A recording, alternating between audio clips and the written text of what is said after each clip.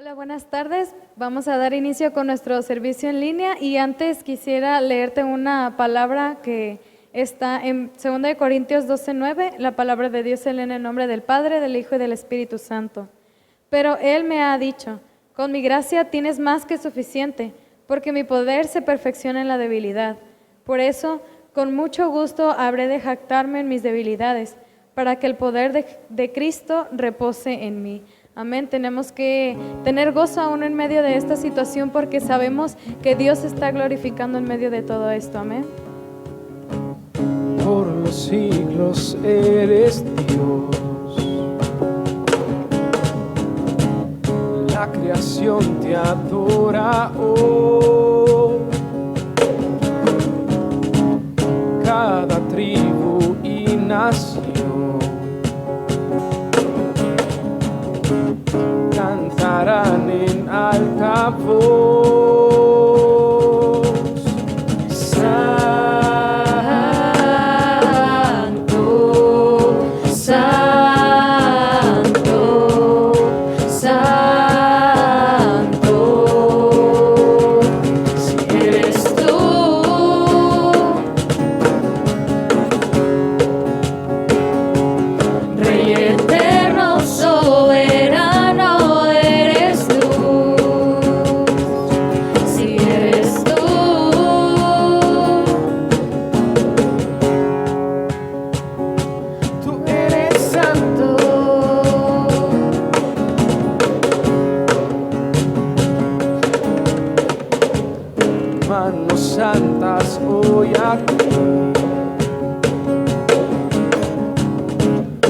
levantamos con amor, libres para adorar. Hoy venimos a cantar.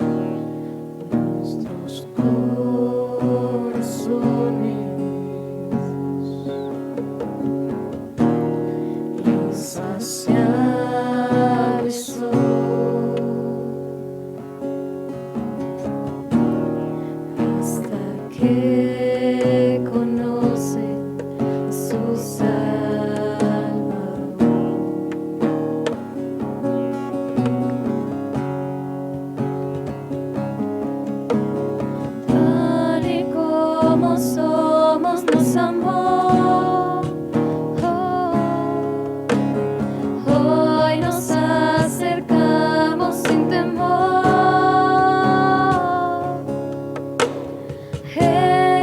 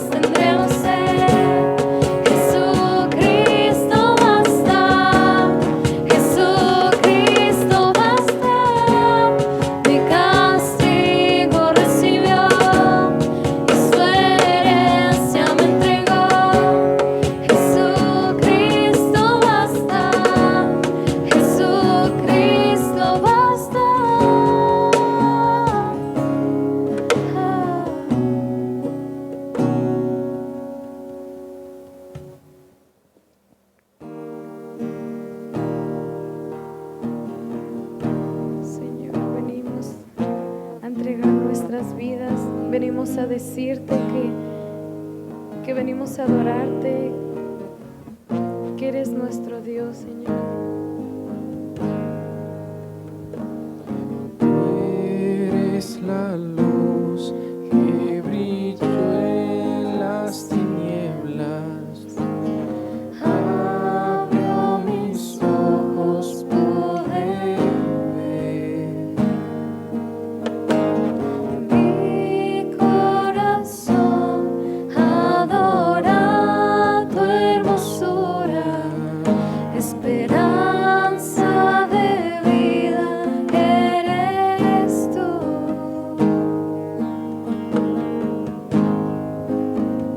Vine a adorarte, vine a postrarme, vine a decir que eres mi Dios, que solo tú eres grande, solo tú eres digno, eres asombroso para mí. Tú eres el Rey, grandemente exaltado, glorioso por siempre, Señor. Al mundo que creaste, humilde viniste, pobre te hiciste por amor.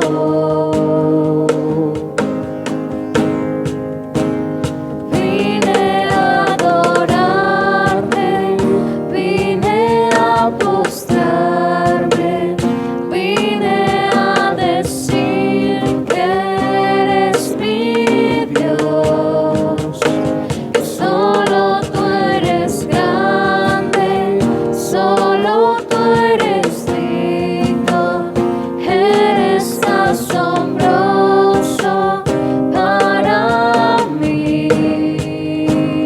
Vine a adorarte, vine a postrarme, vine a decir que eres mi Dios, que solo tú eres grande, solo tú eres digno, eres asombroso para mí.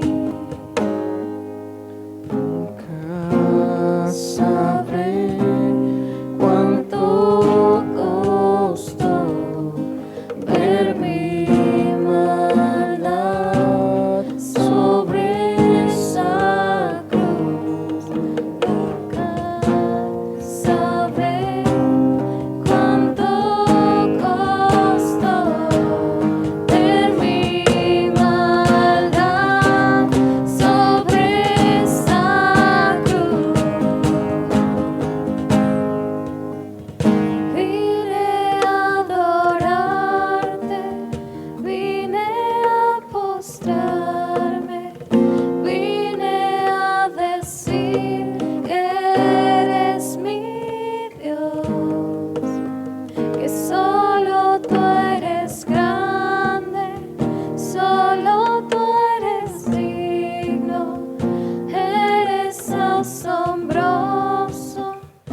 para mí.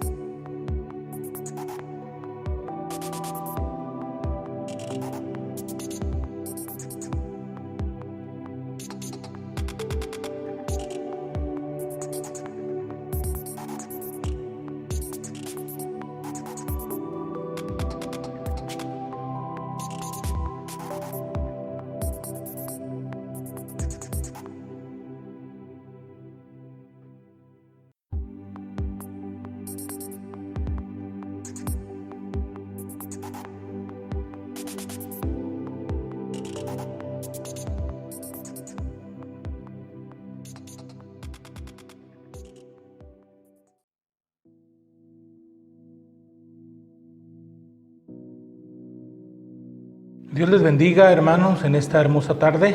Agradecemos al Señor por esta oportunidad de adorarle, de estar en su presencia. Gracias le damos al Señor también por nuestros hermanos de la alabanza que nos han llevado en este tiempo precioso de adoración. Y bueno, nos da gusto poder estar conectados por medio de estas transmisiones, por medio de este tiempo.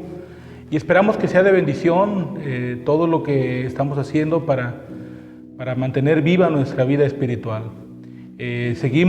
Continuamos hoy con nuestra serie, esta serie llamada Renuevo, en donde estamos clamando juntos al Señor, que el Señor restaure, que el Señor renueve todas las áreas de nuestra vida que tal vez no están bien, y que bueno, en este tiempo en que hemos tenido la oportunidad de reflexionar, de analizar nuestras vidas, la forma en la que estamos haciendo las cosas, bueno, que tal vez algo se renueve en nosotros, o que todas las cosas que no estén bien puedan ser restauradas con la ayuda de nuestro Dios. El tema que vamos a tocar este día es acerca de restaurar nuestra comunión como familia, un área muy importante en la vida de un cristiano, en la vida de todo ser humano, es el área familiar. Ahí es donde usted y yo podemos descansar, ahí es donde también usted y yo podemos ayudarnos unos a otros, pero curiosamente dice la palabra de Dios que las batallas más grandes o las pruebas más fuertes el hombre las libra allí en su casa con su familia. Es por eso que surge la necesidad de tocar en esta serie llamada Renuevo, tocar ese aspecto familiar y pedirle juntos al Señor que Él restaure esa área de nuestras vidas. Quisiera leerle una escritura, y si usted tiene manera de leer conmigo ahí en su casa, que lea en el libro primero de Samuel, capítulo 16. Voy a estar leyendo 3 versículos. Primero de Samuel, capítulo 16, versos 11, 12 y 13. Y dice la palabra de Dios así: Entonces dijo Samuel a Isaí: ¿Son estos todos tus hijos? Y él respondió: Queda aún el menor que apacienta las ovejas. Y dijo Samuel a Isaí: Envía por él, porque no nos sentaremos a la mesa hasta que él venga aquí. Envió pues por él y le hizo entrar, y era rubio, hermoso de ojos y de buen parecer. Entonces Jehová dijo: Levántate y úngelo, porque este es. Y Samuel tomó el cuerno del aceite y lo ungió en medio de sus hermanos. Y desde aquel día en adelante el Espíritu de Jehová vino sobre David. Se levantó luego Samuel y se volvió a Ramá. Vamos a orar al Señor, vamos a pedirle que a través de esta escritura, de esta palabra, el Señor hable a nuestro corazón, a nuestra vida, nos dé entendimiento para poder recibir lo que Él preparó para nosotros esta tarde. Señor, te damos gracias en el nombre de Jesús por esta oportunidad de adorarte, de servirte, Señor, y de poder meditar en tu palabra, poder meditar en tus bendiciones. Señor, dejamos este tiempo en tus manos, rogándote, Señor, que sea tu presencia, sea tu Espíritu Santo, el que esté tocando nuestro corazón, el que esté obrando de una manera poderosa, de una manera personal, Señor, en el corazón de cada uno de tus hijos. Y que tú, Señor, traigas esa palabra que nosotros necesitamos escuchar en esta tarde. Señor, te lo pedimos en el nombre de Cristo Jesús. Amén. Quiero que meditemos en otra escritura paralela a esta. Y es una escritura que tal vez usted la sabe, usted la ha leído muchas veces. Es el Salmo 133, versículo 1. Y dice este salmo, compuesto por David, por el rey David: mirad cuán bueno y cuán delicioso es habitar los hermanos juntos en armonía. Cuando leemos el capítulo 16 de Primera de Samuel y lo analizamos a la luz del Salmo 133, nos podemos dar cuenta que en el corazón del rey David había un anhelo que aún no se cumplía. Siempre que leemos el Salmo 133, lo enfocamos a la comunión, a la unidad que debe haber en la iglesia, en el cuerpo de Cristo. Lo enfocamos a la unidad que debe haber entre los hermanos en Cristo. Pero yo quiero decirle que cuando David estaba componiendo, cantando este canto, este salmo, él tenía una imagen, tal vez no de la iglesia, porque aún no existía lo que hoy conocemos como la iglesia. No hay evidencias de que en el templo, en los lugares de adoración, las personas se llamaran unas a otras hermanos.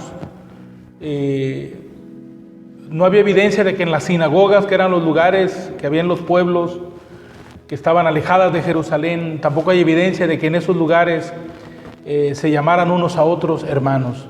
Así que cuando David está cantando esta alabanza, cuando está componiendo este salmo, él está pensando en una imagen familiar, en una imagen que él anheló mucho tiempo y que tal vez nunca se llevó a cabo.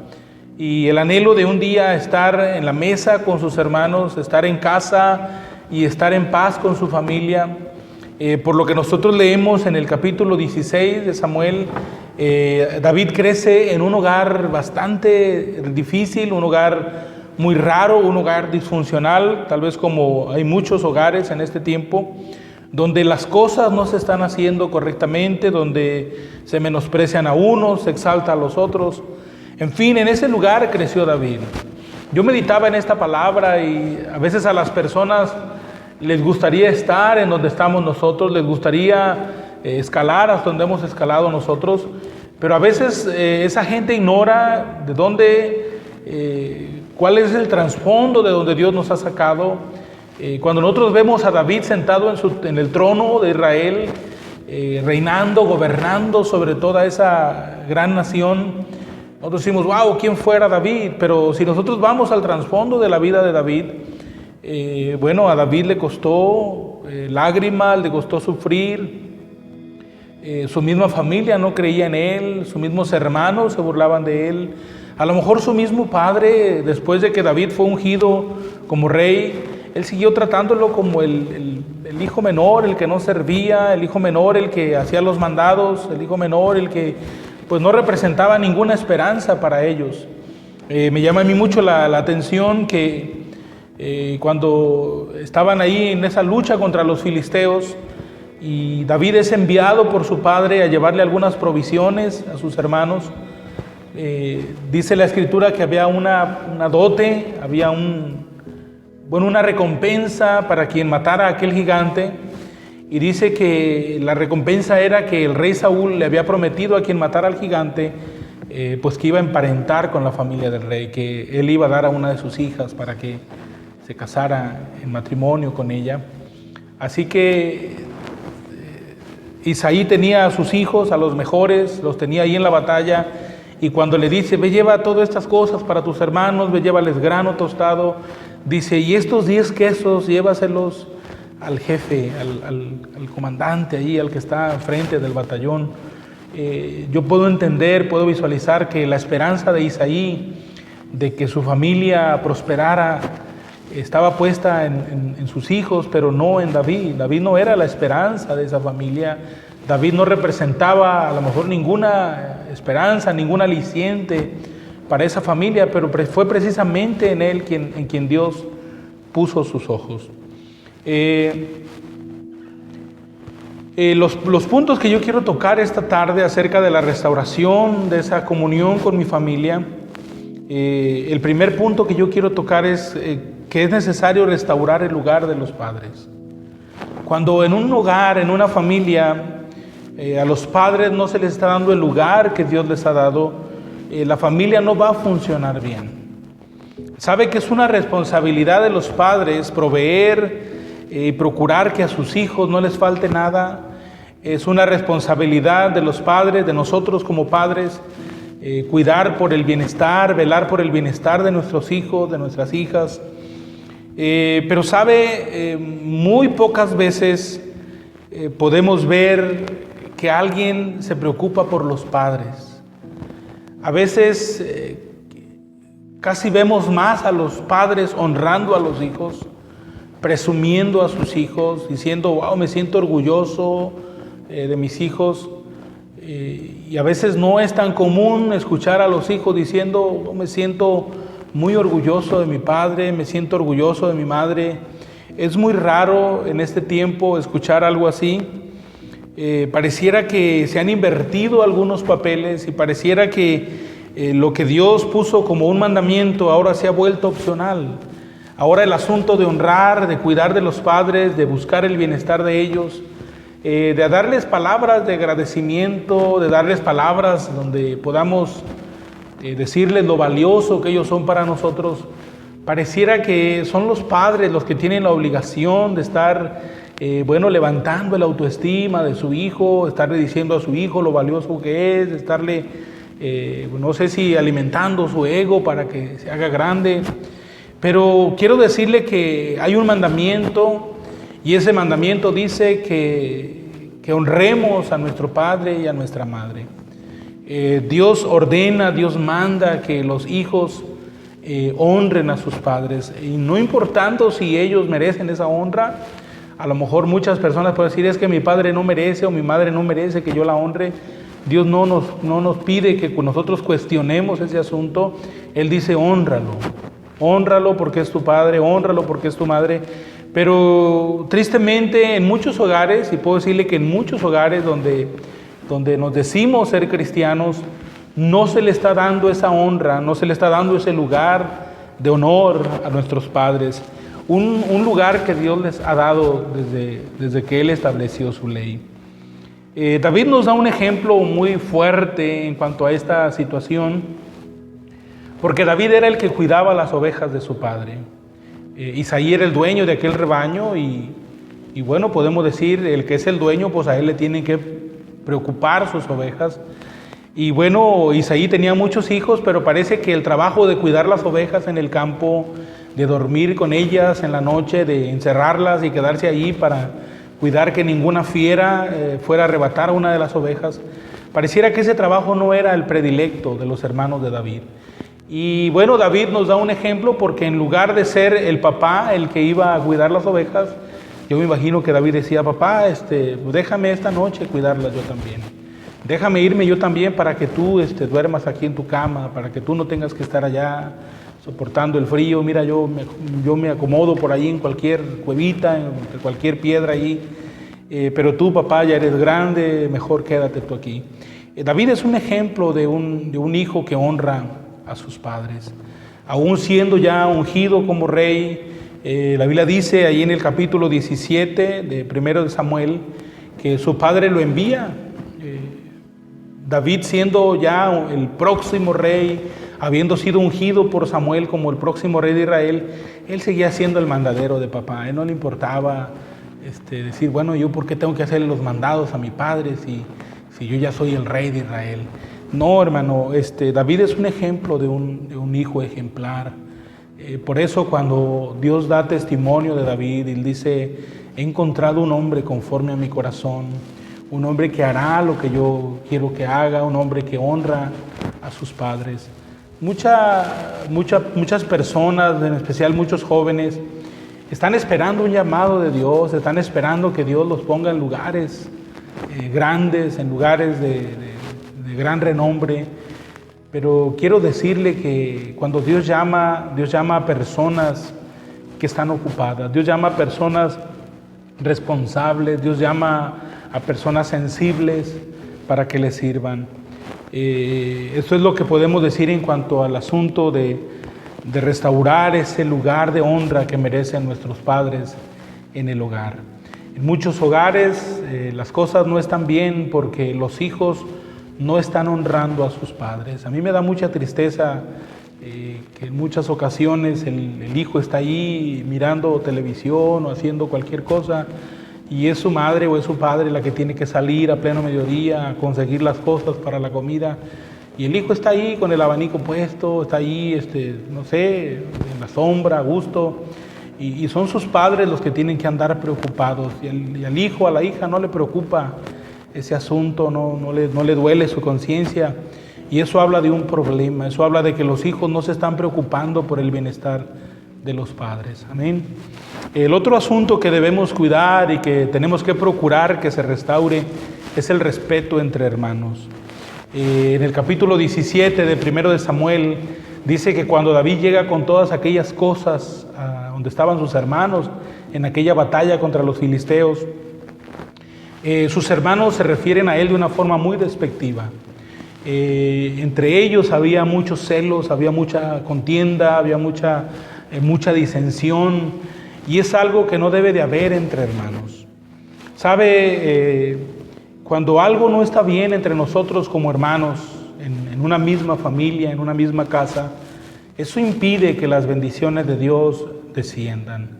Donde hay, dice Santiago, porque donde hay celos y contienda, ahí hay perturbación y toda obra perversa. Donde hay ira, donde hay coraje, dice Santiago, ahí no puede obrar la gracia, el poder de Dios. Así que nosotros necesitamos meditar cómo es nuestra relación como hermanos.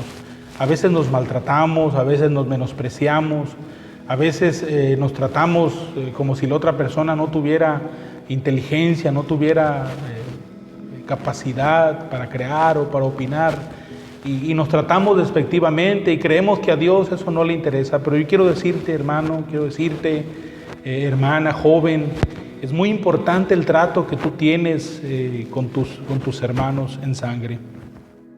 Tristemente, en muchas ocasiones son los mismos padres que por hacer distinción entre sus hijos generan este tipo de situación, haciendo que luchen entre ellos por tener la aprobación de los padres.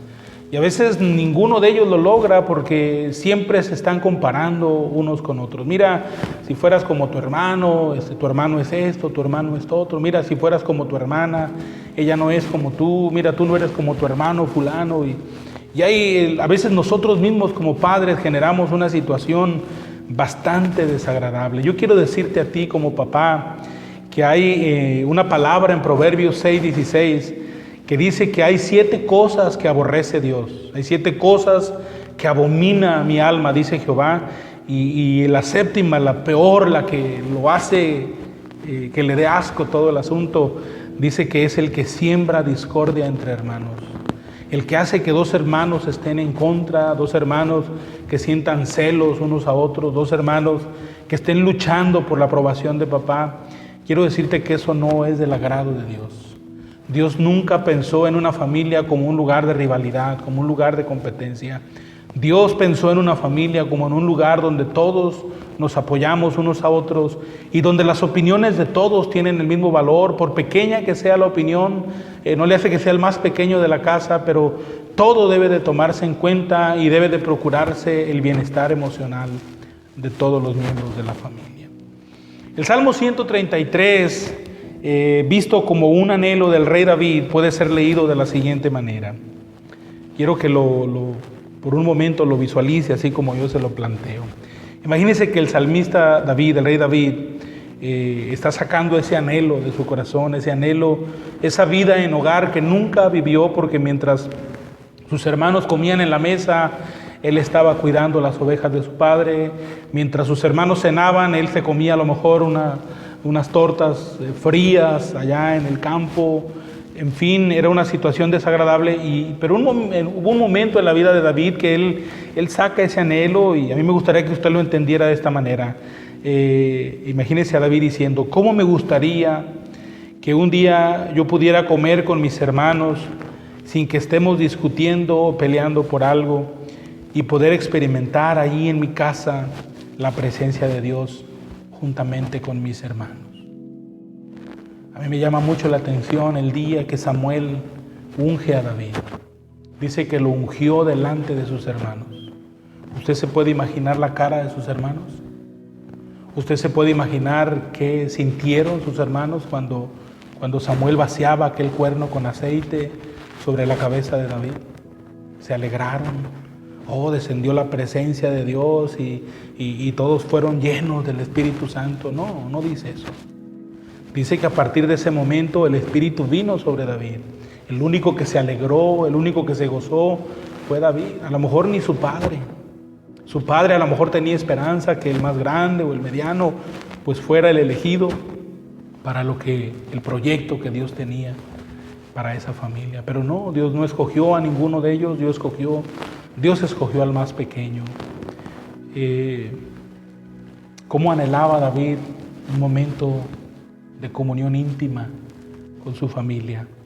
A lo mejor es el anhelo de muchos cristianos, de muchas personas. Cómo quisiera un día sentarme con mi familia, sentarme con mis padres y que no me estén diciendo nada, que no me estén peleando, que no me estén reclamando, que no me estén diciendo que soy un inútil. En fin, hay muchas situaciones que se dan en casa, tal vez por el amor, por la confianza que nos tenemos, nos decimos muchas cosas, pero créame que esto impide que la bendición de Dios descienda. Hay un último asunto que yo quiero tocar en cuanto al respeto entre los hermanos.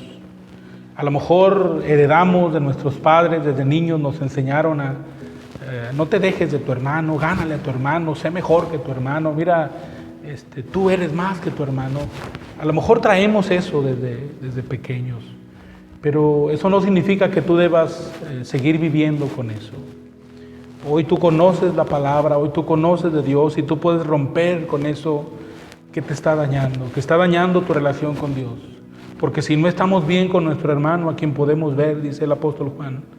Juan ya se refiere a la iglesia, pero si aplicamos esta palabra a lo que nos enseña el rey David, ¿cómo puedes decir que estás bien con Dios a quien no ves si no puedes ver a tu hermano que tienes ahí, con el que comes, con el que convives todos los días?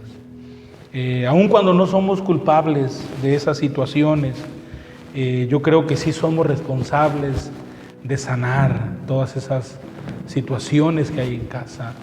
Yo no tengo la culpa que mi padre nos haya contrapunteado a mí, a otro hermano, pero ahora sí soy responsable de seguir viviendo o comportándome de acuerdo a ese patrón. Yo puedo en el nombre de Jesús romper con todo eso y decir, ya no voy a competir con mi hermano, yo sé que somos iguales de valiosos los dos. Bien, dejando ese punto, pasamos al que sigue. El siguiente punto, ya vimos que hay que restaurar el lugar de los padres, ya vimos que hay que restaurar el respeto entre los hermanos, pero hay algo más, hay que restaurar el lugar de los hijos. Este es un trabajo que nos corresponde a los padres. El hecho que Samuel, el profeta, tenga que preguntarle a Isaí si ya eran todos sus hijos, me dice que la relación de Isaí con su hijo David no era la que debería de ser.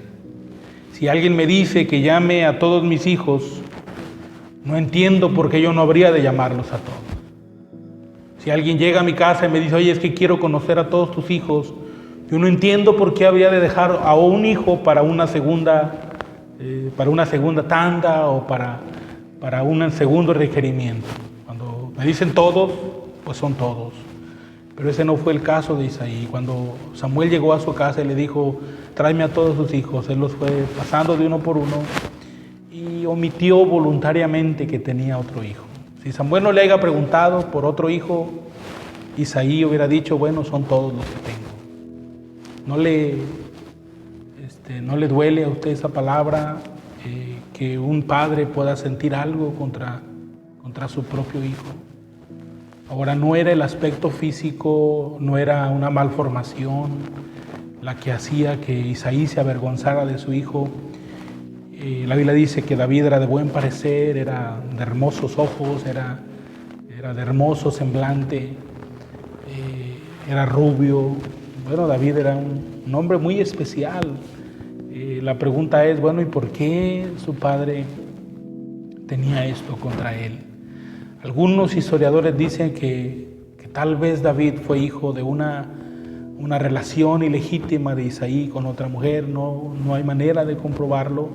En el Salmo 51 David dice que en maldad, en pecado él fue concebido, tal vez eso nos da un poquito de luz, pero no podemos asegurarlo, pero algo fuerte tuvo que haber para que Isaí sintiera ese menosprecio por su hijo. Ahora yo quiero decirle a los padres que me están mirando, tus hijos no tienen la culpa de tus problemas, tus hijos no tienen la culpa de que tú hayas tomado malas decisiones, los errores de los padres no tienen por qué llevarlos los hijos. Así que aún si hay algo que te avergüenza, bueno, tus hijos no son responsables, no son culpables de esa situación. Mis hijos son mis hijos, yo tengo ese lema, y mis hijos son una herencia que Dios me ha dado y no debo por ningún motivo avergonzarme de ninguno de ellos. David era rubio, era hermoso de ojos, era de buen parecer. No había razón por la cual Isaí se avergonzara de su niño. En ese tiempo él era un joven todavía. El hecho que en la casa de Isaí se llevara a cabo una visita de un siervo de Dios como Samuel, lo cual no era muy común ni en Belén ni en ningún otro pueblo. Cuando un hombre enviado por Dios llegaba a una ciudad, eso marcaba esa ciudad. Así que ese día la ciudad de Belén fue marcada por la visita de Samuel, pero un hogar, una casa, fue marcada en especial. Hubo una ceremonia, se ofrecieron sacrificios en la casa de Isaí. Era una fiesta ese día en la casa de Isaí. La pregunta es, ¿cómo es que habiendo algo tan importante se puede dejar fuera a uno de nuestros hijos? Qué triste se me haría a mí que hubiera una fiesta en la casa de mis padres y que yo no sea requerido, que yo no sea invitado, o de hecho que esperen que yo me vaya para que empiece la fiesta. Es algo que duele, es algo que lastima. Yo puedo decir, David tuvo que vivir con muchas situaciones en su corazón. Muchas situaciones que él vivió en casa, bueno, las tuvo que llevar y tal vez, gracias a Dios, pudo superar algunas de ellas. Y bueno, algunos otros patrones él los volvió a repetir en su familia. Tristemente, como padres, repetimos o intentamos imitar muchos de los patrones, muchas de las cosas que hicieron nuestros padres con nosotros. En ocasiones nosotros las vamos a repetir con nuestros hijos. Bueno, tenemos que tener cuidado y tenemos que devolverle a nuestros hijos, a todos, la dignidad que ellos tienen. Ellos no pidieron venir al mundo, ellos no pidieron ser parte de nuestra familia, nosotros los invitamos, nosotros los trajimos y nosotros tenemos que darles ese lugar que ellos merecen como hijos nuestros. Hay otro asunto, es el último que vamos a tocar esta tarde, y otra área que se debe restaurar es el amor entre esposos. Lo dejé al final al propósito porque es la parte medular de la armonía en una familia. Si el matrimonio está bien, los hijos van a estar bien. Si el matrimonio está bien, la relación entre padres e hijos va a ser buena. Si el matrimonio está bien, la relación de hijos hacia padres va a ser buena. Si el matrimonio está bien, la relación entre hermanos va a ser buena. ¿Sabe por qué, hermano? Porque, bueno, David en el Salmo 133 usa dos imágenes conocidas por sus oyentes, por las personas quienes iban a cantar este canto, este salmo. Y él dice que la armonía en una familia es como el aceite que desciende sobre la barba de Aarón. El aceite que es depositado cuando es ungido un rey, un sacerdote, dice David, así es la bendición familiar, así es cuando hay armonía en una casa, en una familia, dice, la bendición, la unción va a descender de forma natural. Así como va bajando, como va rodando el aceite, dice, así va a ser en la familia. No hay que forzarlo, no hay que hacer nada, solo esperar que descienda. Tal vez usted me pregunte, hermano, yo tengo tiempo buscando de Dios, pero todavía no se siente nada en mi casa, estamos fríos. Yo quiero decirle, trabaje en su matrimonio, trabaje en la armonía que tiene que haber en su casa, en su familia. Si un matrimonio está bien, el amor y el respeto descenderán, así como desciende la unción sobre las vestiduras de un sacerdote, hasta que llegan al borde de sus vestiduras. Quiere decir que hasta el más pequeño va a ser vestido, va a ser ungido con esa unción que viene de lo alto.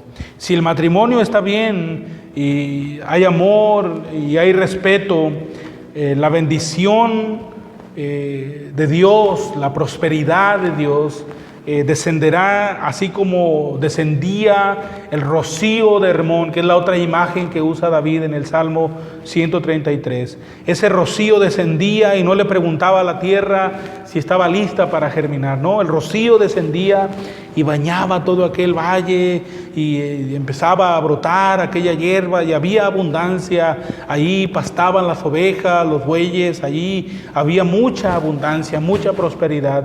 De la misma manera, cuando en un hogar hay armonía, cuando en un hogar se restaura el amor entre los esposos y ese amor desciende hacia los hijos, cuando hay respeto en el matrimonio y ese respeto se transmite a los hijos, Bueno, la bendición de Dios va a descender de la misma manera como descendía aquel rocío y bañaba toda aquella tierra. Es desgastante que en un matrimonio una persona se esté esforzando por el bien de los demás y que nadie se preocupe por el bien de esa persona. Dios diseñó a la familia para que se preocuparan los unos por los otros. Dios no diseñó el matrimonio para que fuera una persona que llevara toda la carga, que llevara todo el trabajo, que solo una persona estuviera procurando el bien. Imagínese si es la esposa procura el bien del esposo, de los hijos, de los grandes, de los medianos, de los pequeños. La esposa se encarga de hacerlo todo y de procurar que todo esté bien. Pero la pregunta es, ¿y quién se preocupa por la esposa? ¿Quién se preocupa por mamá? Imagine que es el esposo, el que procura siempre que todo esté bien en familia, el que se preocupa porque no falte nada en casa, pero resulta que nadie se preocupa por papá. ¿Verdad que Dios diseñó la familia para que fuera un lugar de refugio? La palabra hogar viene del latín hoguera, donde se hace un fuego, un calor, donde todo es armonía, es paz, donde nos ayudamos unos a otros, donde hay comprensión, donde hay paz. Qué maravilloso es cuando una persona después de un largo día de trabajo anhela poder llegar a casa, anhela poder llegar a ese lugar de paz, a ese lugar de descanso, a ese lugar donde no va a ser criticado, a ese lugar donde, a diferencia de su trabajo, donde solamente quieren explotarlo. No, en casa no se está buscando explotarlo, en casa se busca que esa persona esté bien. Bien, hermano, pues entonces empecemos a cambiar lo que no está bien en nuestra familia. Procuremos, restauremos la armonía, la comunión en nuestra familia. La felicidad en un hogar no se puede medir por el bienestar que siento yo. Yo no puedo medir qué tan bien está mi casa por lo bien que me siento yo. ¿Sabe por qué, hermano? Porque a lo mejor todos se están esforzando por hacerme feliz a mí. Yo digo, wow, tengo un hogar excelente. Espérate. A lo mejor nada más tú estás siendo bien atendido. ¿Qué dirán las demás personas? Yo me pregunto si las demás personas se sienten tan bien en casa como te sientes tú. Yo me pregunto si tu esposo se siente tan bien como te sientes tú estando en casa. Yo me pregunto si tu esposa se siente tan bien como te sientes tú de estar en casa. Hagámonos esta clase de preguntas y empecemos a trabajar en nuestro hogar, en nuestra familia. Quiero concluir esta reflexión. El rey David nos da un gran ejemplo por medio de estas palabras que él nos comparte en el Salmo 133. Primera de Samuel, capítulo 16, 17, nos dice qué clase de vida vivió David cuando era pequeño, cuando era joven. Salmo 133 nos dice el anhelo que había en el corazón de David. ¿Cuál es el gran ejemplo de David? Muchas veces nosotros sentimos que algo debe cambiar en nuestro hogar, en nuestra familia, pero no nos atrevemos siquiera a pronunciarlo. David oró en voz alta. David hizo una canción con el anhelo que él sentía en su corazón. ¿Cómo me gustaría que mis hermanos fueran diferentes conmigo? ¿Cómo me gustaría que las cosas cambiaran en mi casa? ¿Cómo me gustaría, tal vez tú estás pensando como padre, cómo me gustaría que me tomaran un poquito más en cuenta? Tal vez tú como mamá, cómo me gustaría que mi esposo, que mis hijos se preocuparan un poquito por mí. O tal vez estés pensando como hijo, cómo me gustaría que mis padres vieran por mis necesidades y me dieran mi lugar, que no me compararan con mi otro hermano, que no me compararan con mi hermana. Tal vez tú estás pensando como hermano y digas, cómo me gustaría que yo y mi hermano, yo y mi hermana nos pudiéramos tratar diferente. Haz esa oración.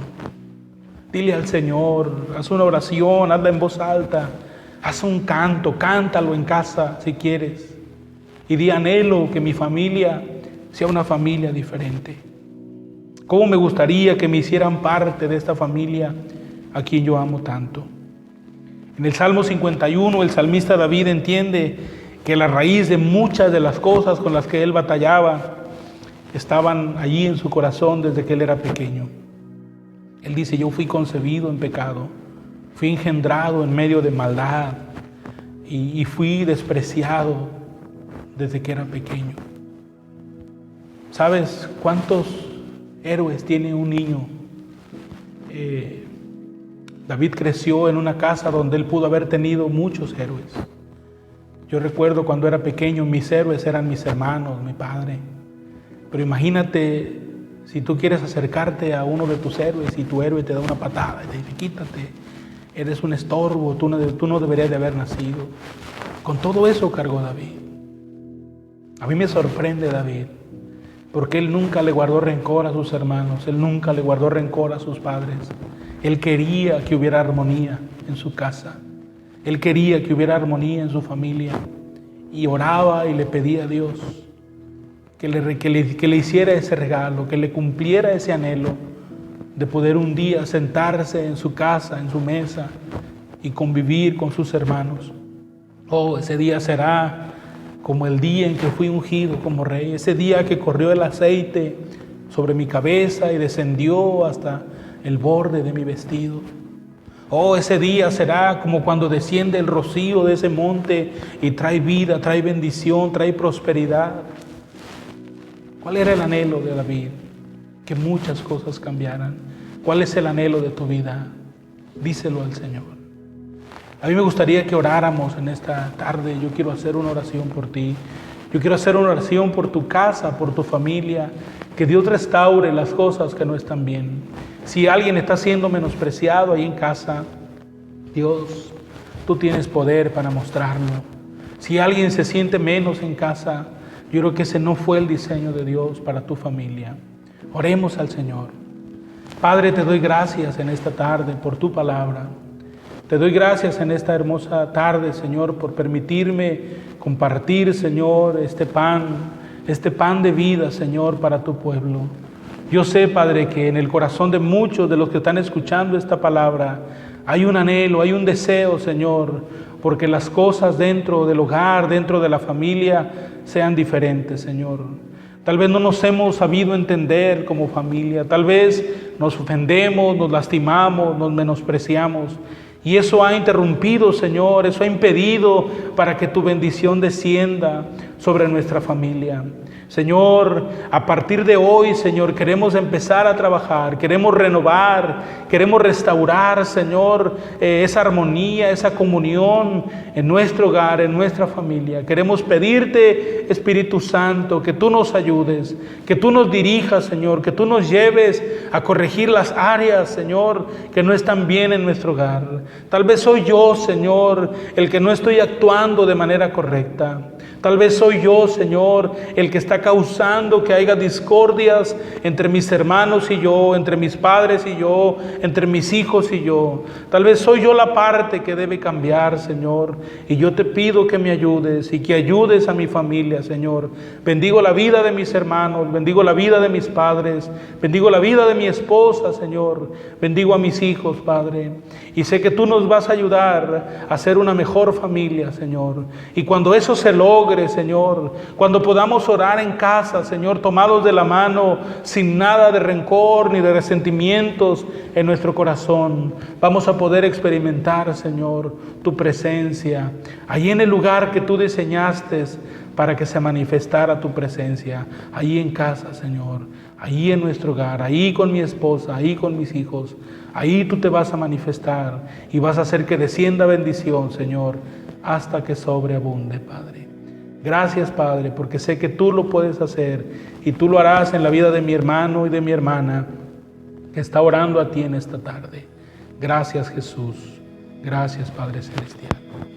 Bien, hermano, pues Dios le bendiga. Espero que esta palabra sea de bendición. No eche a un saco roto esta palabra.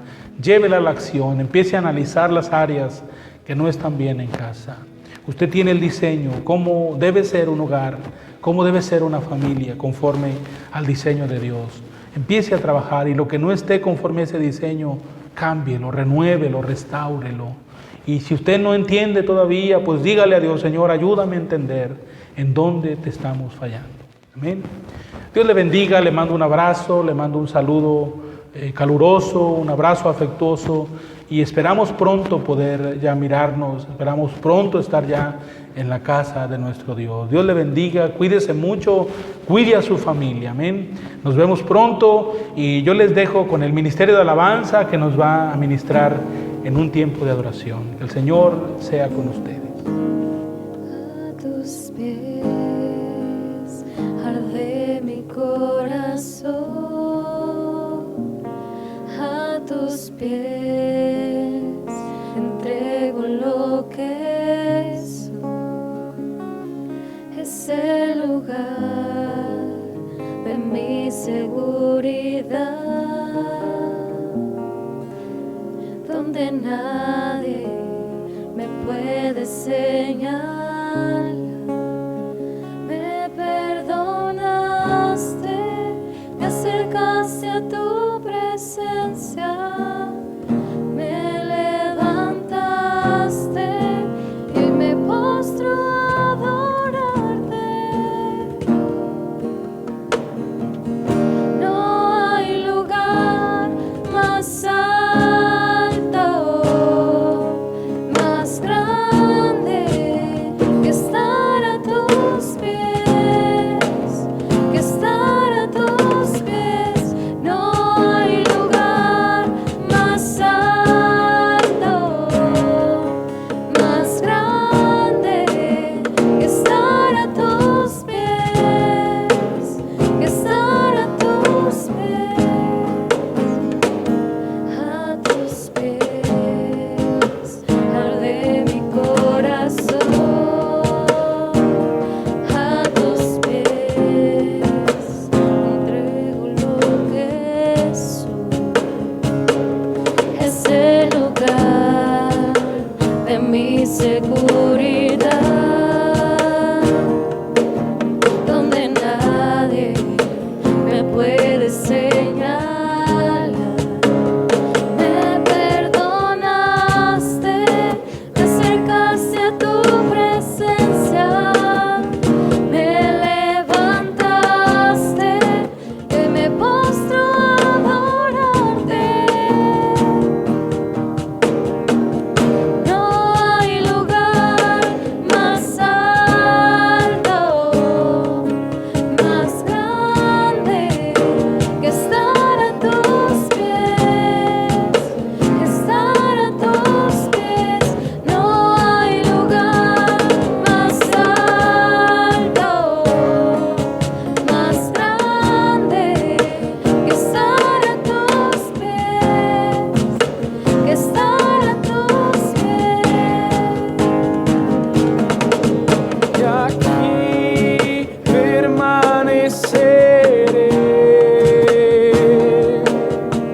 postrado a tus pies. Y así permaneceré a los pies de Cristo. No hay lugar más alto, Más grande que estar a tus pies, que estar a tus pies.